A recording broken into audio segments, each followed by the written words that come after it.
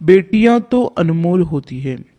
शादी की पहली रात पति पत्नी ने यह फैसला किया कि जब वह कमरे में पहुंच जाए तो फिर दरवाज़ा नहीं खोलेंगे, चाहे कोई भी आ जाए।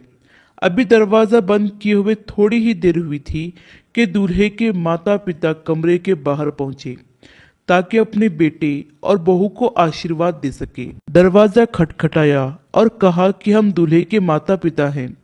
दूल्हा दुल्हन ने एक दूसरे की तरफ देखा। दूल्हा तो दरवाज़ा खोलना चाहता था, लेकिन उसे अपना फैसला याद आया और उसने दरवाज़ा नहीं खोला। उसके माता पिता वहां से लौट गए। अभी कुछ देर ही हुई थी कि दुल्हन के माता पिता भी दूल्हे के घर पहुंचे ताकि वह भी उन्हें आशीर्वाद दे सके। एक बार फिर कमरे का दरवाज़ा खटखटाया और बताया गया कि दुल्हन के माता पिता आए हैं।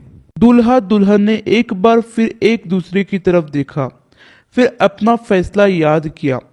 फैसला तो हो चुका था, लेकिन दुल्हन की आंखों में आंसू आ गए और उसने अपने पति से कहा, मैं अपने माता पिता के साथ ऐसा नहीं कर सकती। और उसने दरवाज़ा खोल दिया। पति ने सब कुछ देखा, मगर दुल्हन से कुछ न कहा और खामोश रहा। इस बात को बरसों बीत गए। उनके यहाँ दो बेटों के बाद तीसरी बेटी पैदा हुई। पति ने नन्ही गुड़िया के इस दुनिया में आने की खुशी में बहुत बड़ी पार्टी का आयोजन किया और इस पार्टी में सभी को न्योता भेजा और खूब खुशियां मनाई। उस रात पत्नी ने अपने पति से पूछा कि आखिर क्या वजह है कि आपने इतनी बड़ी पार्टी का आयोजन किया, जबकि इससे पहले हमारे दो बच्चों के पैदा होने पर हमने ये सब कुछ नहीं किया था।